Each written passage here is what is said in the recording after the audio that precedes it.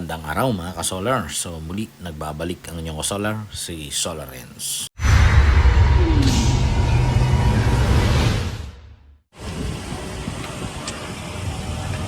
Kailangan ng active balancer ito. Ito na rin. Bali dyan natin i-connect. Malupit din eh. Ang lalaki nitong cells niya. Ito yung negative. Tapos ito yung positive. Pwede natin idiretso dito yung wire eh. Tingnan natin kung aandar. Ilan? 13. Okay, ganito gawin natin. Ito positive. Dito diretso. Hanggang doon. Oo, tapos negative dito. Nakarekta na ha. Positive, negative. Sige, pandari mo. Sige, hindi na mo nang matagal. Yan. Gumana eh. Ayan oh.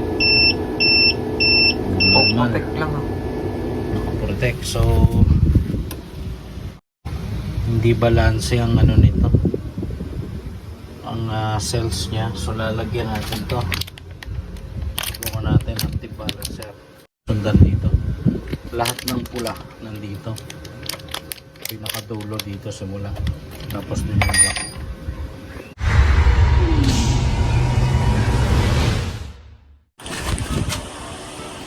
Lalagay tayo ng active balancer dito sa 12 volts to 80.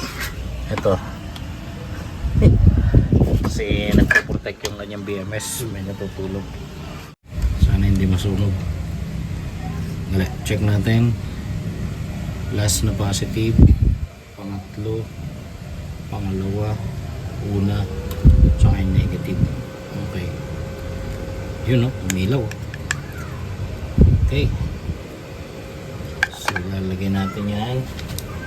Tapos yung BMS.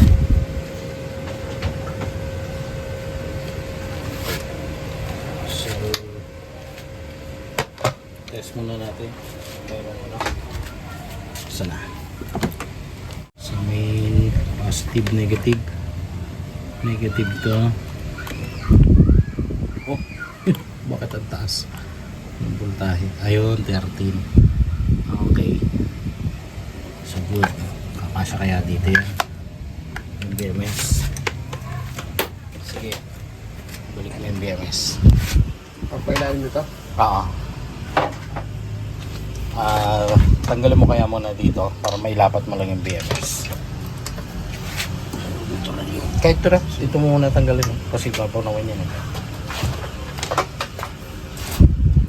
So yung paglalagay natin ng active balancer, bali apat lang to ha, 4 leads. Yung pinaka last na red or positive nandito. So kung babalikan natin, first negative, and then first positive, second positive, third positive, fourth positive. Kasi 12 volts na yan eh. Ayan, 12 volts. So kaya nilagyan natin ng active balancer kasi mayroong cells dyan na mahina, so hindi bumabalanse. Pagka bumaba kasi yung isa sa mga cells at mataas pa yung iba, bumibitaw. Ibig sabihin hindi niya mapandar yung inverter. Ayan, sige, i-pwesto nyo na lang mabuti. Okay, kakasya kaya? Maluwag po. Oo. Pipirmin na natin. Ha? Pipirmin na yan. Ipitan ko pa. Oh, sige, higpitan mo na yan. Tapos iayos natin ito mamaya.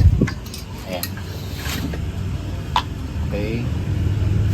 Ayan, wag mo na higpitan to kasi dito ka maglalagay ka ng ano yun eh, positive terminal ng cable. Ayan, sige, higpitan mo na yung iba.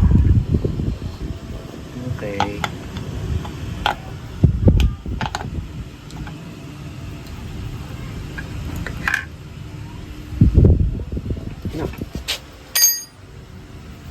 Okay, sige. Patong mo na dito. Diyan na lang ba yan? Yung wire Dito. dito na lang para makita natin yung ano. Diyan. Ayusin na lang natin mamaya yung mga wiring niya.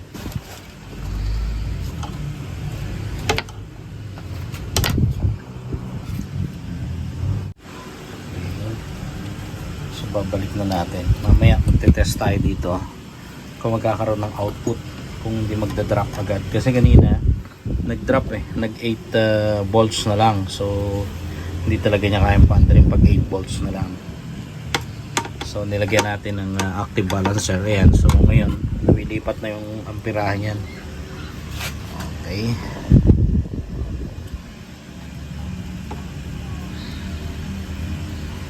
Ayan, so ayusin mo na lang ito. Tapos i-connect natin dito. Ayan, ayusin mo na lang yan. Then i-connect natin dito.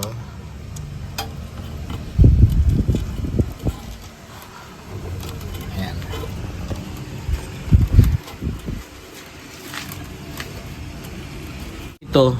Dito siya. Dito yan i-connect. Tapos ito mamaya dito. Pwede mo unahin yung positive. Kuha mo. Alright. So susubukan natin kung hindi na magda-drop yung voltage. Kasi kanina walang active balancer yan.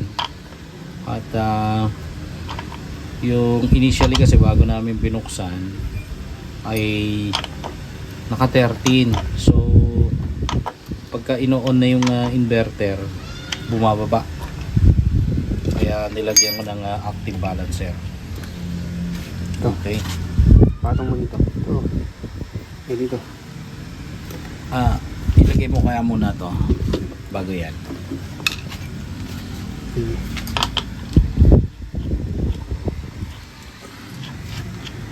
Ayan.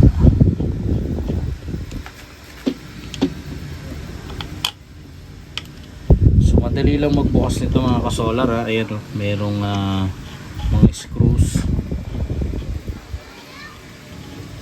Di na natin hinugot yung mismong cell kasi makikita natin yung pangalan ni Jason dyan sa ilalim. So ayan, lagyan na natin yung negative sa BMS. So P negative yan P, hindi B, as in Papa. Ayan. So higpitan lang mamaya, tapos patong natin. Then itetest natin mga kasolar ha. Dito na tayo magtetest mamaya kung merong output na consistent. Kasi 13 volts kanina nung sinukat natin dyan. Ayan. Madali lang naman. Para lang hindi mag-drop. Saglit lang maglagay niyan. Ayan. Okay. So hindi kasama yung tali active balancer na yun ha. Nung binili natin to hindi kasama. So nilagyan na lang natin. Buti na lang readily available yung active balancer na yun. Yung maliit yung nasa ilalim. So okay. Sige. Kahit di muna natin i-fix, i-con mo lang dyan. Tab lang. Oo. Sukatan natin. Okay na. Huwag kang magdidikit yung positive negative yan ha. Ayan, sige. Sukatan natin ito ng voltahe. Ito to. Dito sa ibabaw. Saka natin itap yung yan, positive, negative. Ayun, 13. O yan. Okay, sige. Subukan natin ilagay yung connection ng battery. Okay, papaanda rin na natin ha. Ayan o. Okay na yung active balancer ha. Tingnan natin.